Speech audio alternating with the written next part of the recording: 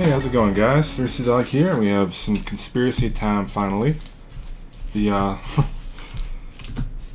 spoilers were pretty crazy considering I don't think many people were expecting the types of reprints they were going to show off.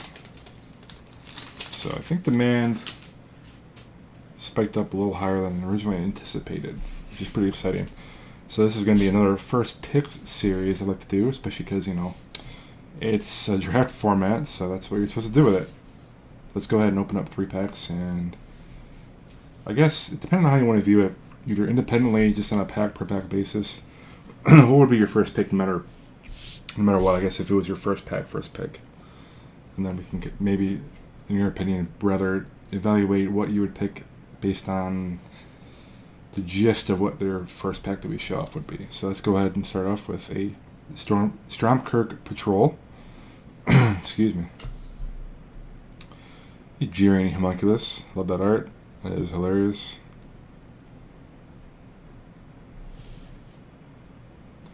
So this introduces one of the new mechanics, Goad. So until your next turn, that creature attacks each combat if able, and attacks a player other than you if able. Kiln Fiend. I love Kiln Fiend and Pauper. It's crazy. Altar's Reap.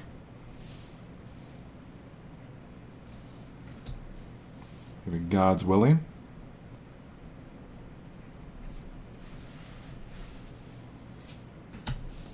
Hexplate Golem. Nothing too exciting there. We have a Murder.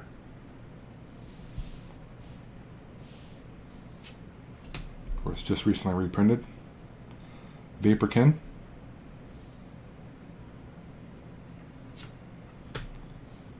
Deputized Protester. Another one of the new mechanics, Melee.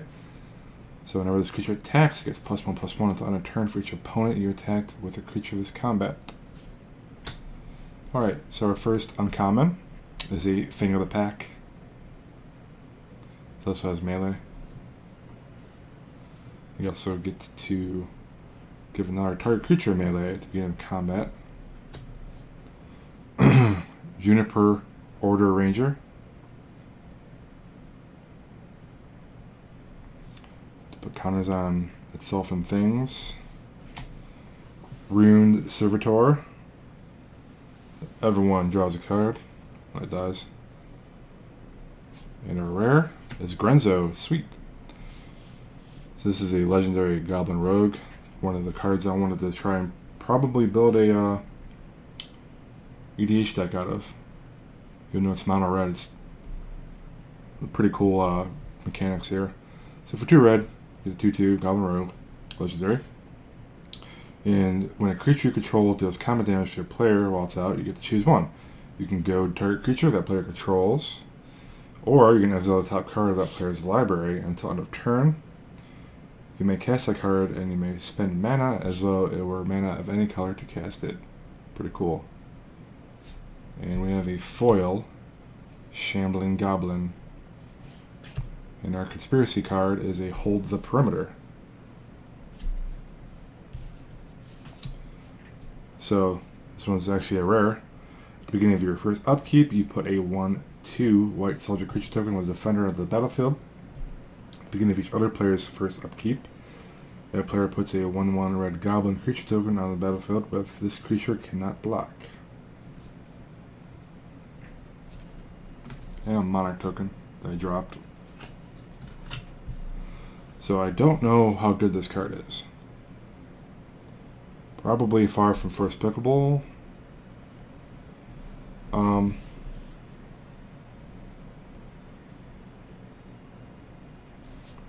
And Grenzo is pretty sweet. He's cheap, 2/2 for 2, and he's got a couple pretty sweet abilities. So I'd probably pick Grenzo, not just because he's a rare, but I really think it's pretty awesome. And there's nothing that, if I want to go for a spells deck, Kiln Fiend's pretty crazy, but not really that nuts and limited. Murder is obviously great, removal. And and nothing else really stands out.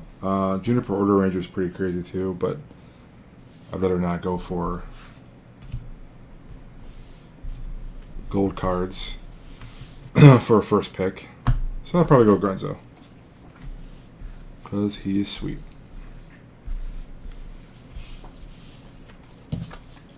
Clean these up.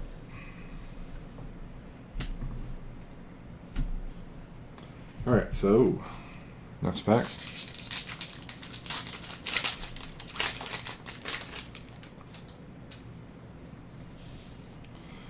We have an Omen Speaker,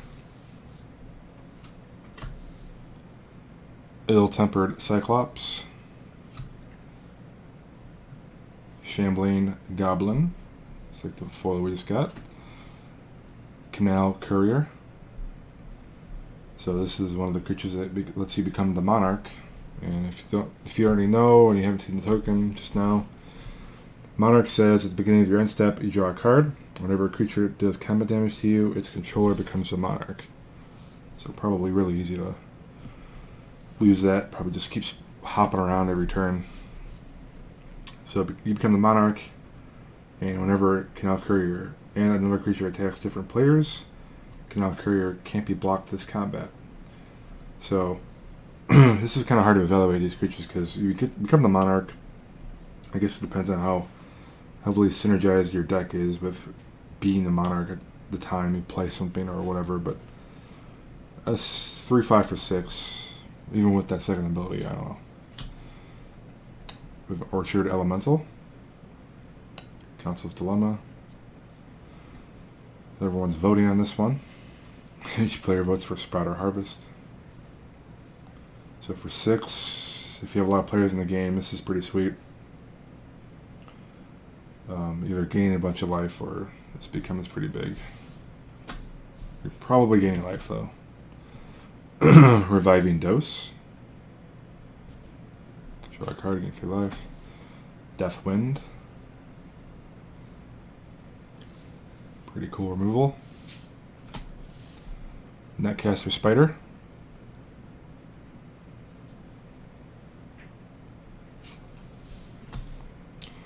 Messenger Jays. So this one also is voting. The 2/1 flyer for 5. But depending on how people vote, it either gets a +1/+1 counter or you draw a card.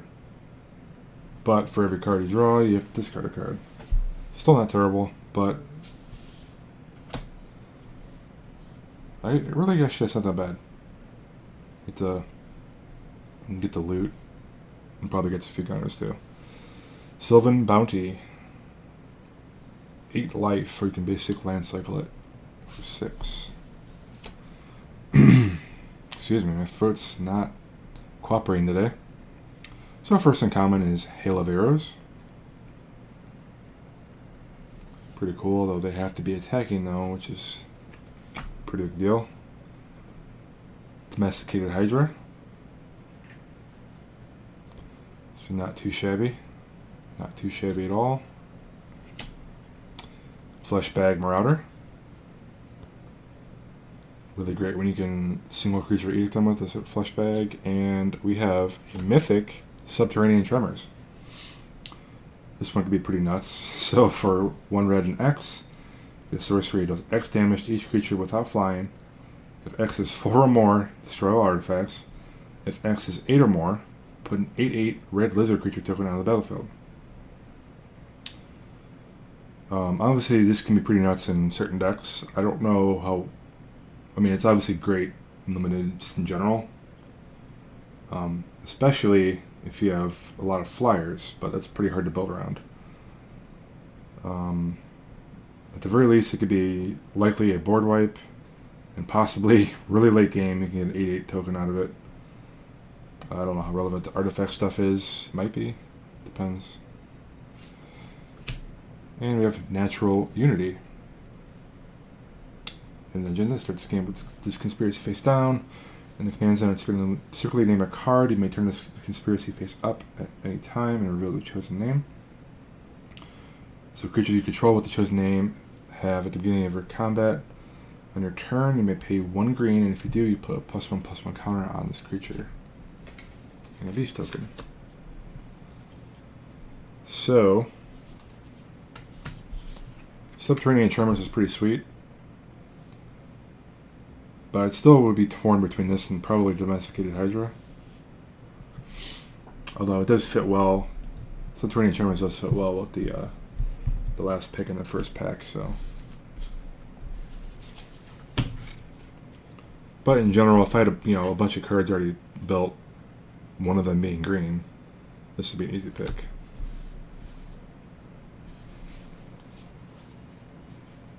Where am I?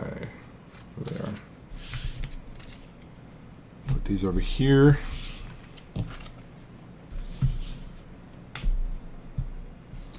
It's cooler. Got a mythic out of our 3 packs.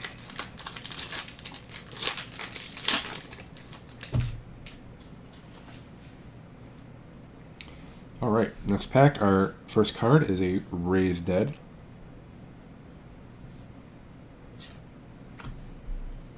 We have Bonds of Quicksilver. Pseudo removal. Goblin Balloon Brigade. Blah blah blah blah. He's flying. Shambling Goblin. Plummet. Not bad sideboard card. Doomed Traveler. It's not too bad for a common. Unnerve. Each opponent discards 2 cards.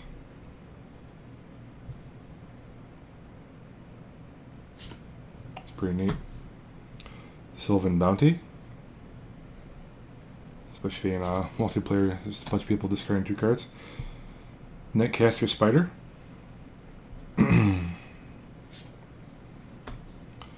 Wild Griffin.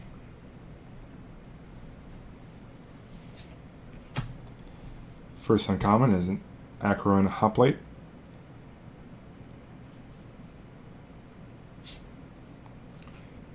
Gang of Devils.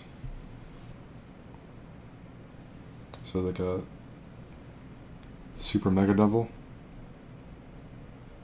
If that makes any sense, Super Mega.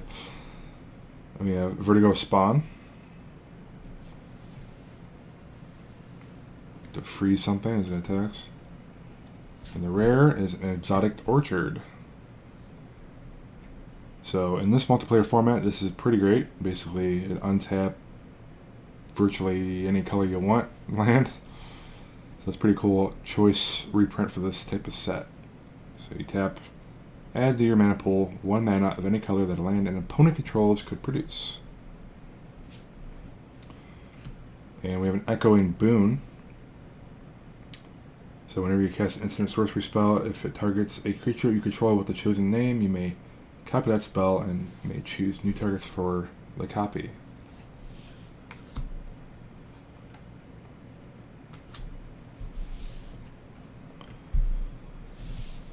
So, Exotic Orchard is pretty sweet for this type of set, like I said, but I don't want to be that cheap and keep choosing the rare, even though they seem to be the best in the set. So, removal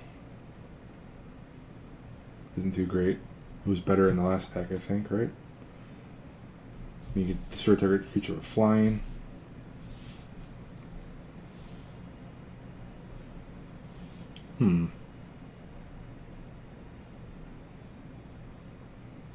Nothing screaming out here, but